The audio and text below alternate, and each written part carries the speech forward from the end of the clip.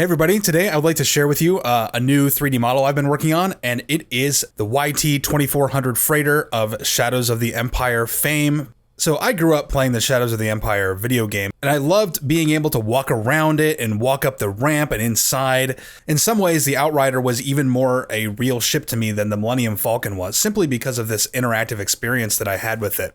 But as I grew up, I kind of realized that I didn't actually like the canonical design, kind of stuck out in weird places. So I was really happy to see the YT-2400 in Rebels, because that to me was the idealized version of the design. Now, something that I thought was really cool is in Rogue One, we see the Ghost from Rebels, and it's not directly translated to live action because, Rebels takes liberties with the proportions and detailing on a lot of its ships. So when the Ghost was adapted to live action, it's actually far more detailed than it is on the show. And I thought it'd be really cool to do the same treatment to the Rebels version of the YT-2400. And I noticed that nobody had done that yet. So I thought it was a perfect opportunity. So this is what I came up with, using the basic plan of the Rebels design, but taking it a lot further and adding a little bit of my own ideas. Certain areas have a lot more detail.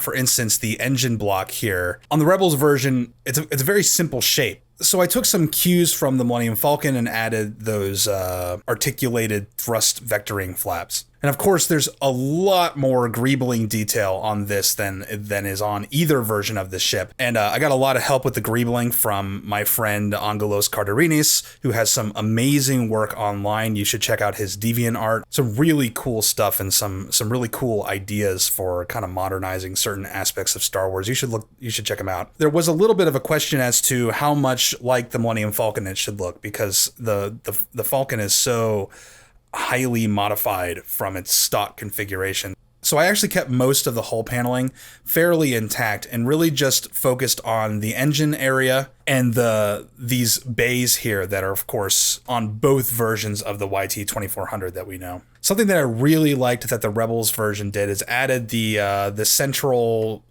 spine here. But while Rebels kind of closes it up, I thought it'd be cool to leave a void here, similar to the Falcon.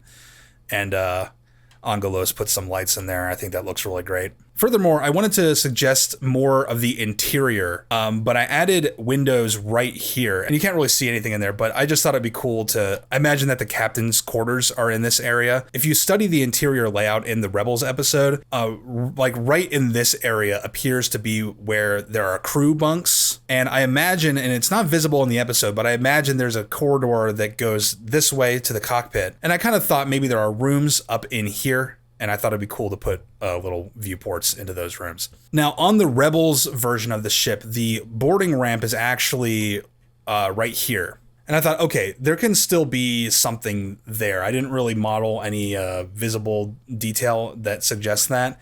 But I really like where the boarding ramp is in Shadows of the Empire, which is between these struts here. And I think that's a really logical place to put it. And it's a similar placement as the Millennium Falcon. And since these ships are in the same design family, that made sense to me. So I put in a door here. I actually borrowed the detailing from the door on the Tantive, just to keep that kind of Corellian lineage.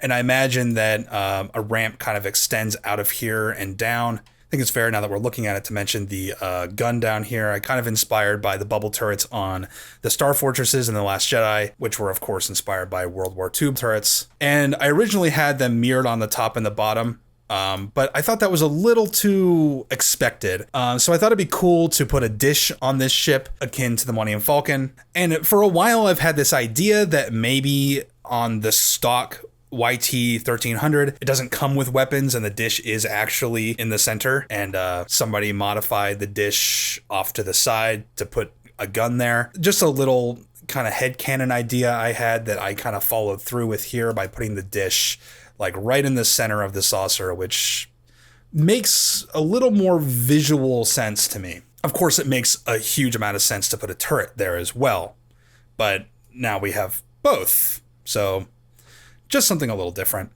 I detailed the cockpit just enough so that it works from this distance. I kind of hesitate to get too close to the cockpit because it'll expose the fact that it's extremely low detail. But I also want to show you some of the interior, so it's kind of hard. I guess I'll just kind of show you a little bit behind the magic here. The cockpit instruments are actually just a photo of audio equipment that I have with certain bits glowing, and that's it. It's really a very simple way to very quickly give the illusion of like complex instruments, and it works really well from a distance, but not quite so well up close, because you can tell what's going on and you can see some of the texture artifacts. And I very quickly mocked up a Millennium Falcon style corridor to put back here, and of course another one of those Tanavy doors.